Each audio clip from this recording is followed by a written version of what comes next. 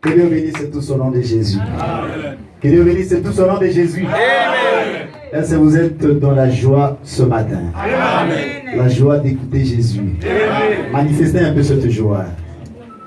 Manifestez cette joie-là en acclamant fort pour la gloire de notre Seigneur. Amen.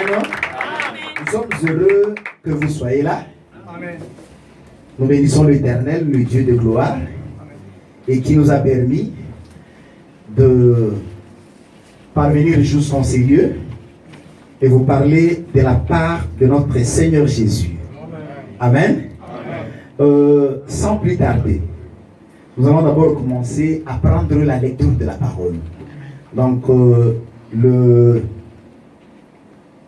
sujet qui fait l'objet de notre intervention se trouve dans le livre de Genèse, chapitre 14, le verset 12, que nous allons lire, mais nous allons prendre la lecture un peu en amont pour une meilleure audition et une meilleure compréhension. Je prends la lecture à partir du verset 6. Je lis au nom de Jésus. Amen. Les fils de Judas s'approchèrent de Josué à Gilgal, et Caleb, fils de Jephuné, le Guénisien, lui dit: tu sais ce que l'Éternel a déclaré à Moïse, homme de Dieu, au sujet de moi et au sujet de toi, à Kadès Barnéa. J'étais âgé de 40 ans lorsque Moïse, serviteur de l'Éternel, m'envoya de Kadès Barnéa pour explorer le pays, et je lui fis un rapport avec droiture. Mes frères qui étaient montés avec moi découragèrent le peuple. Mais moi, j'ai suivi pleinement la voie de l'Éternel, mon Dieu. Et ce jour-là, Moïse jura en disant: le pays que ton pied a foulé sera ton héritage à perpétuité, pour toi et pour tes enfants, parce que tu as pleinement suivi la voie de l'Éternel, mon Dieu. Maintenant, voici, l'Éternel m'a fait vivre, comme il a dit. Il y a 45 ans que l'Éternel parlait ainsi à Moïse, lorsqu'Israël marchait dans le désert, et maintenant voici, je suis âgé aujourd'hui de 85 ans. Je suis encore vigoureux comme au jour où Moïse m'envoya. J'ai autant de force que j'en avais alors, soit pour combattre, soit pour sortir et pour entrer. Le verset qui nous concerne, c'est le verset 12. Donne-moi donc cette montagne dont l'Éternel a parlé dans ce temps-là, car tu as appris alors qu'il s'y trouve des Anakims et qu'il y a des villes grandes et fortifiées. L'Éternel sera peut-être avec moi et je les chasserai comme l'Éternel a dit. Acclamons fort pour la parole que nous venons d'écouter. Et je vais ajouter une prière. Seigneur Dieu, notre Père, nous te sommes infiniment reconnaissants pour avoir voulu que nous puissions partager ici en ces lieux ta parole. Selon qu'il est écrit, ils y seront tous enseignés de Dieu. Amen. Je demande l'intervention du Saint-Esprit. Que le Saint-Esprit entre en action pour que la parole que nous venons de lire, lorsque nous allons la déchirer, qu'elle pénètre le cœur de tes enfants. Amen. Que la vie soit communiquée. Amen. Que l'élévation soit donnée à ton peuple. Amen. Que les guérisons se manifestent. Amen. Que les esprits mauvais libèrent les âmes. Amen. Au nom de Jésus. Amen. Donne-moi cette grâce, Seigneur Jésus, de parler en ton nom. Donne à ton peuple une oreille circoncis, afin qu'il écoute comme écoutent les disciples. Amen. Au nom de Jésus, j'ai ainsi prié.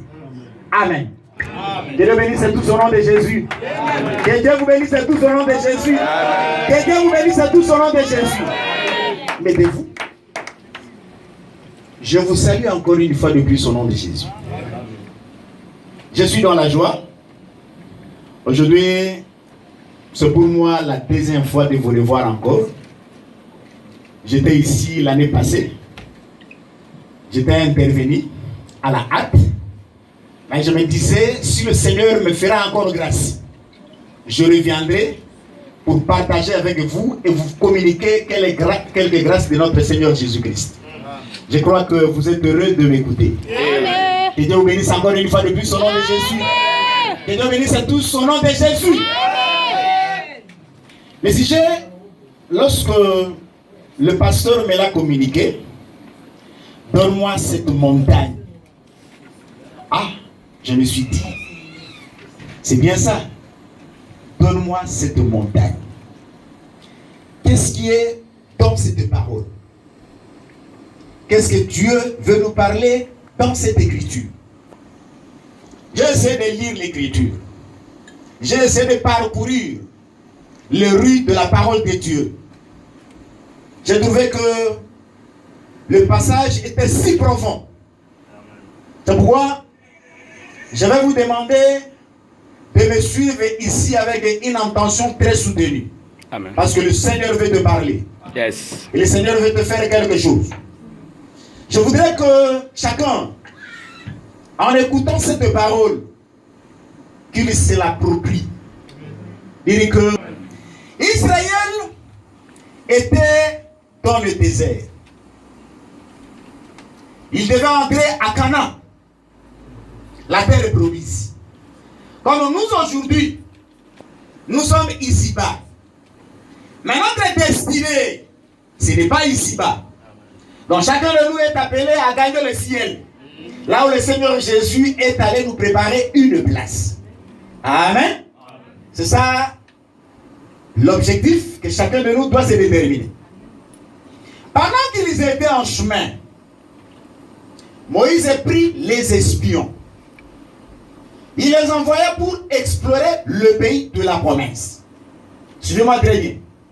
Ils étaient au nombre de 12. Ils ont exploré le pays. Ils ont vu que le pays était beau.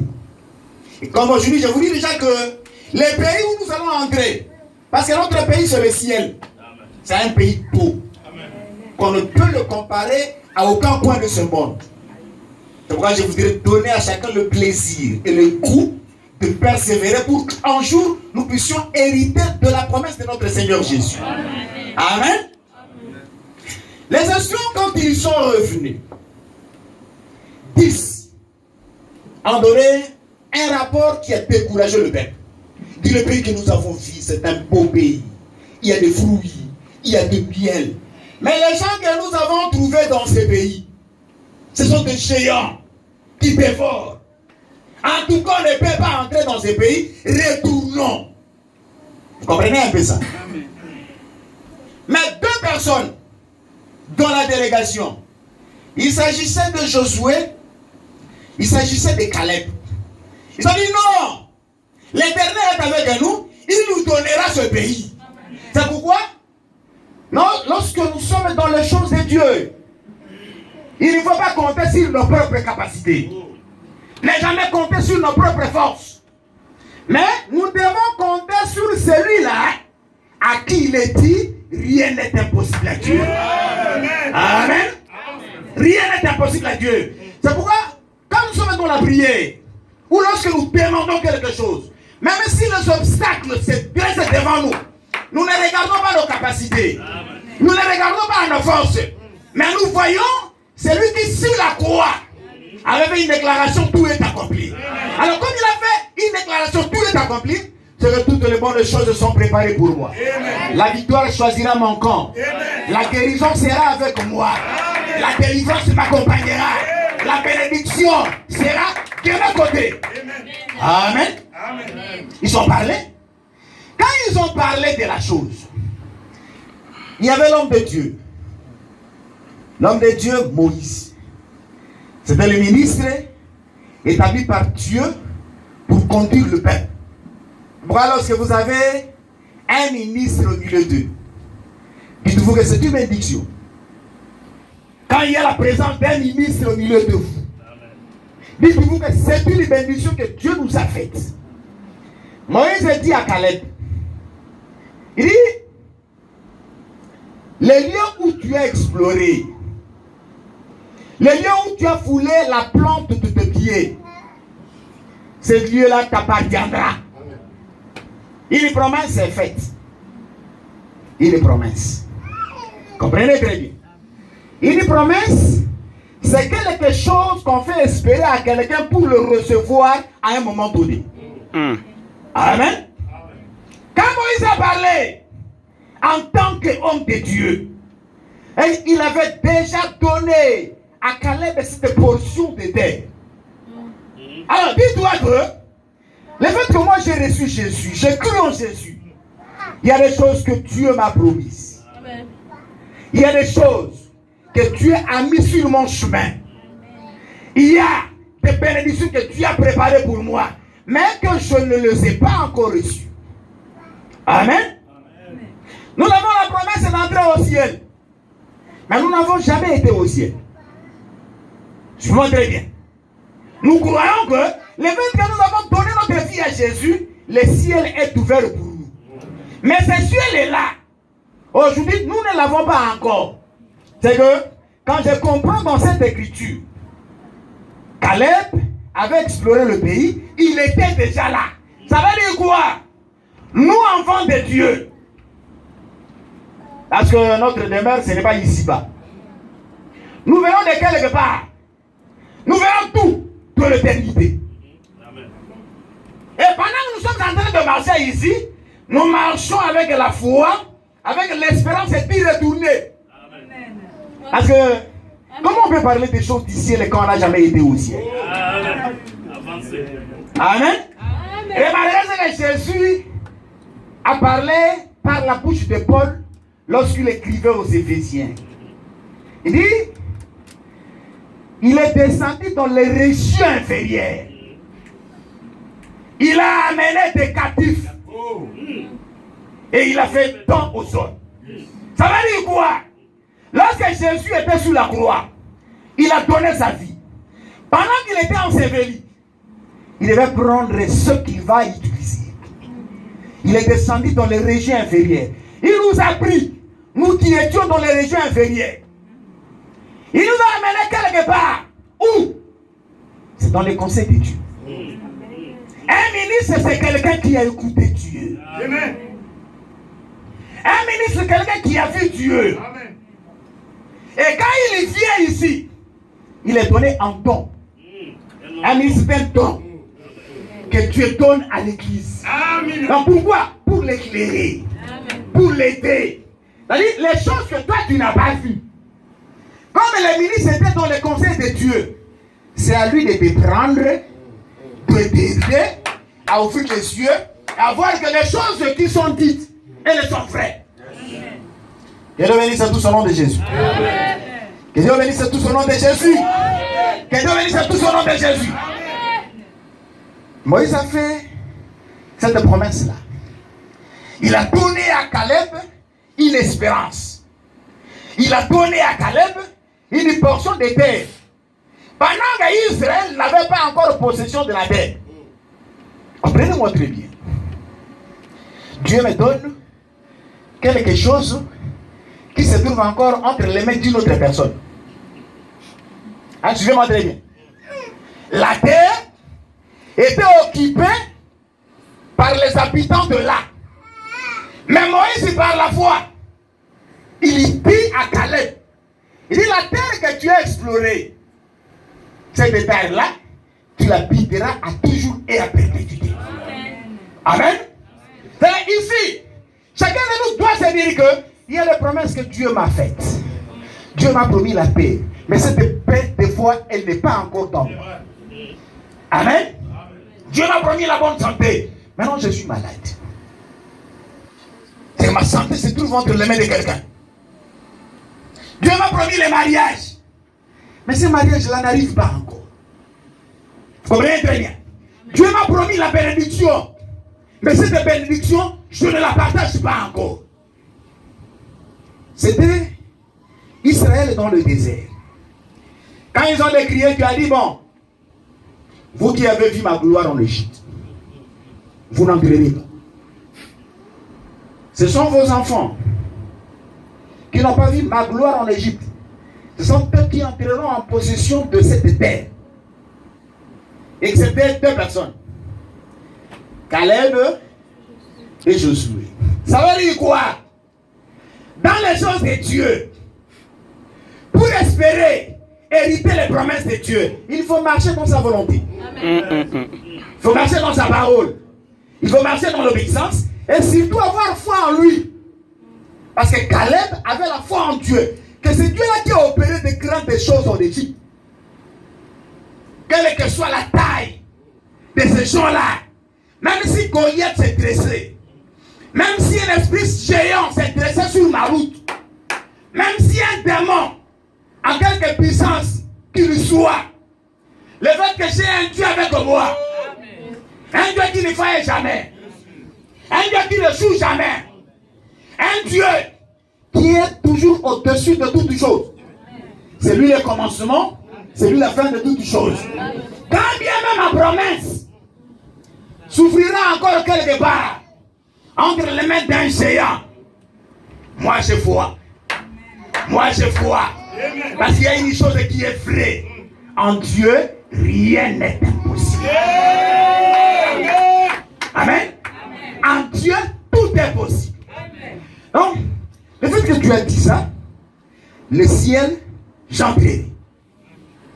La guérison, même si le médecin me dit que ta maladie a trop duré, tu ne seras pas guéri. Dis, c'est toi le médecin qui a dit. Maman Jésus, il a payé le prix sur la croix. Il a souffert pour moi. Et Esaïe l'a bien dit, bien avant. Par ses meurtrissures, nous avons la guérison.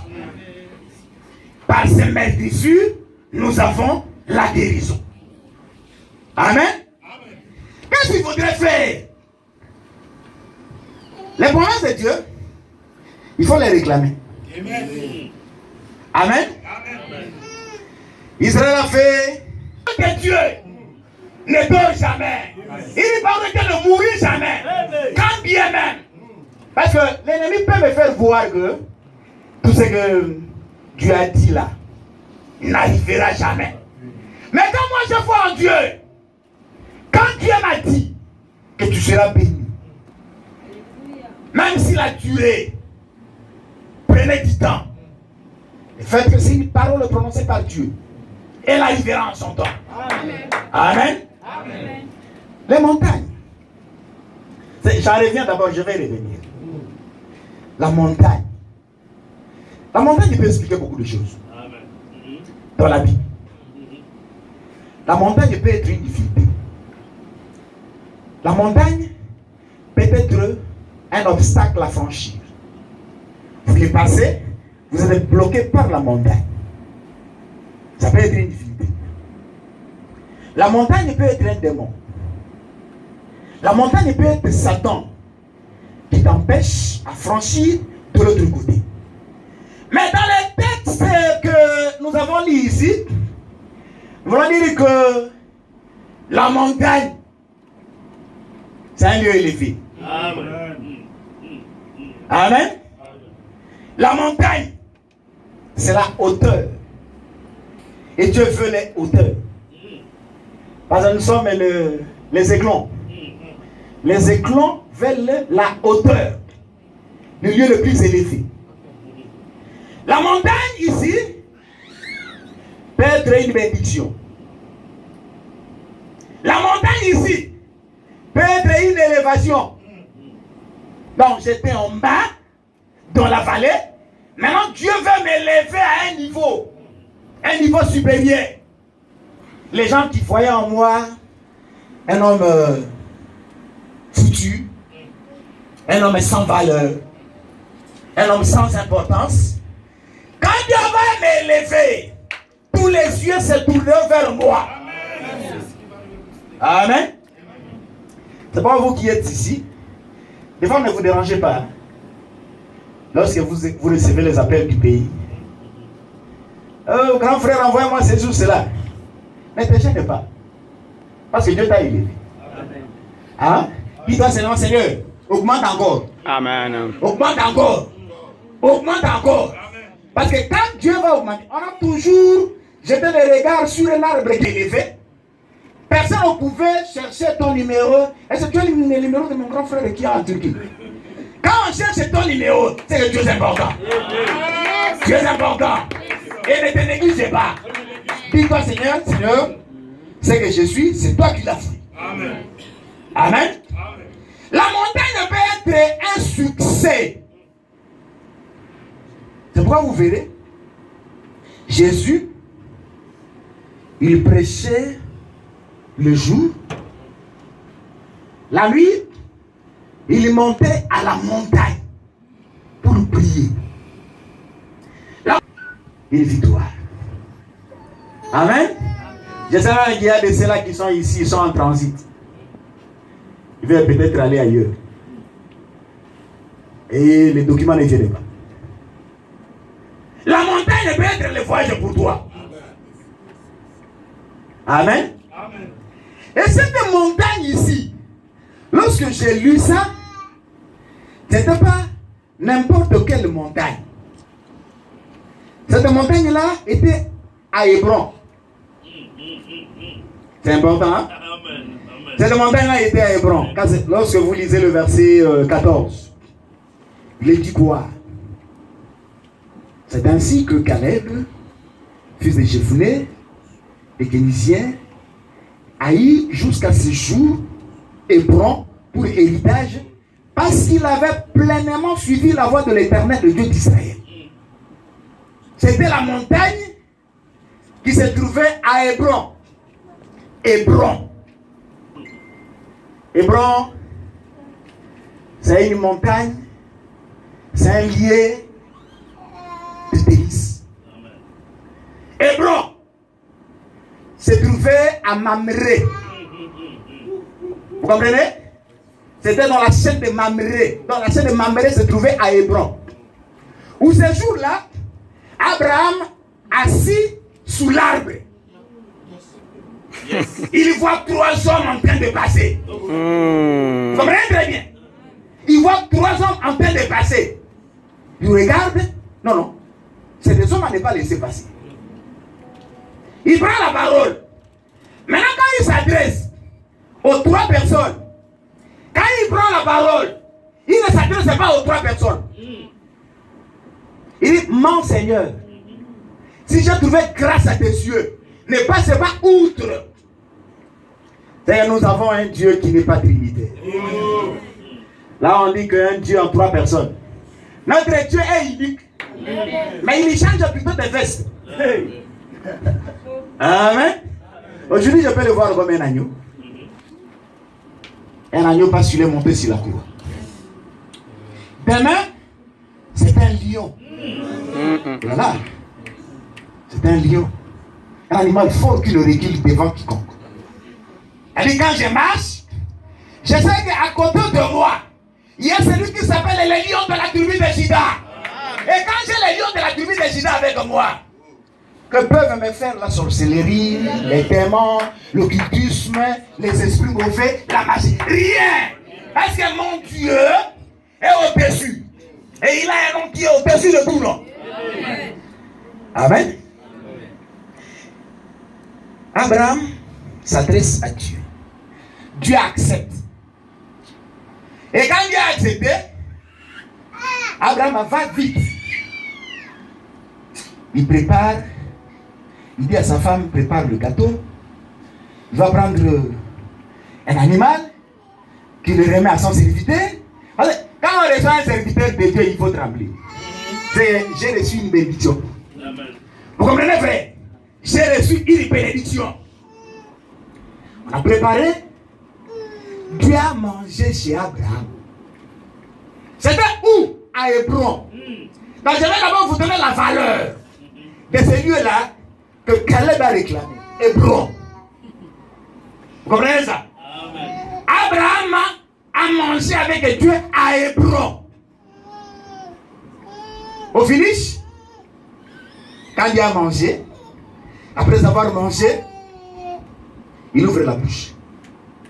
Je vous dis que quand vous faites quelque chose à Dieu, Dieu n'aime pas rester. Il ne veut pas que vous encaissez et que lui ne puisse pas marquer. Non. Ça n'arrivera pas. Et les... Où est Sarah? Le couple n'avait pas d'enfant. Où est Sarah? Sarah était à la porte de la tente. Il dit, je reviendrai à cette même époque. Sarah, ta femme, aura un fils. Non, Sarah qui était à l'entrée de la porte, elle sourit. Il s'est dit, à cet âge ici. Hein? Parce que quand vous lisez Romain, il a dit que Sarah, donc, était déjà en dehors de l'espérance. Quand on dit en dehors de l'espérance, les femmes sont ici. Hein? Donc, il a cessé d'avoir ce qui est commun à toutes les femmes. Il dit, mon mari aussi est vieux, aura encore du plaisir. Je dis, Sarah, pourquoi tu as dit non, je ne vais pas répondre. Parce qu'elle est chrétienne. Le problème c'est quoi? Dieu est à Hébron. Il est avec Abraham. Et il a fait une promesse. Et ici nous sommes devant Hébron. Elle a voulu dire que le véritable Hébron c'est Jésus. Amen. Amen. La véritable montagne c'est Jésus. Et comprenez un peu très bien la chose. Abraham c'était un homme amorti. Mais Dieu lui fait une promesse, Sarah ta femme aura un fils. Ça veut dire quoi? Non, la personne qui aura ensemencé Sarah, c'était Dieu lui-même. C'est pourquoi le fils qui devait naître à Abraham était le fils de la promesse. Le fils à qui tout Israël sera sauvé et toute l'humanité sera sauvée. C'était à Hébron. Jacob voyage. Il est loin de son frère. Il fuyait son frère Isaïe. Il arrive dans un endroit. C'était à Hébron. Il dort. Avant de dormir, il prend une pierre qu'il fait son chevet. Pendant qu'il dormait, il y a un change. Il voit une échelle. L'échelle partait de la terre jusqu'au ciel. Il y a les anges de Dieu montaient et descendaient. Et au-dessus là-bas, c'était Dieu. C'était un Hébron. Vous comprenez? Quand il s'est réveillé, oh, certainement Dieu est en ces lieux. Certainement Dieu est en ces lieux et moi je ne savais pas. Il dit, si tu me bénis, si tu me gardes, et si je rentre en paix, ici sera ta maison. Amen. Ici sera ta maison. Vous voyez que c'était à Hébron. Je suis en train de vous donner la valeur de cette histoire-là. Je ne m'arrête pas là. Je vois un homme encore. David. Après la mort de Saül, David fait une prière à Dieu. Il dit, Seigneur, monterai-je dans l'une des villes de Juda? Suivez-moi très bien. Il dit, monterai-je dans l'une des villes de Juda? Alors, Dieu lui répondit, il dit, je suis dans Samuel au chapitre 2, 2 Samuel, le chapitre 2, le verset 1er dit ceci. Après cela, David consulta l'Éternel en disant, monterai-je dans une des villes de Juda? L'Éternel lui répondit, monte David. David lui repose encore la question, où monterai-je? L'Éternel répondit, à Hébron. Pourquoi Hébron? D'abord nous comprenons que Hébron, c'était l'une des villes de la tribu de Juda. Ah, vous vous souvenez très bien. Oh, qui est Juda? Juda, le quatrième fils de Jacob. Ah, quand Léa donna naissance à ses quatrième fils, elle dit, cette fois-ci, je louerai l'Éternel. C'est quoi la louange? C'est une bonne chose. Juda, c'est la louange. Quand Jacob ouvre la bouche pour bénir ses enfants, il dit,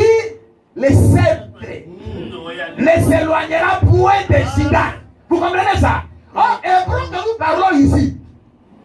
Hébron se trouve parmi les villes de Juda. Wow. Donc nous comprenons ici que nous sommes dans la ville du roi. Amen. Nous sommes dans la ville du roi. Et maintenant Caleb, qui savait très bien cela.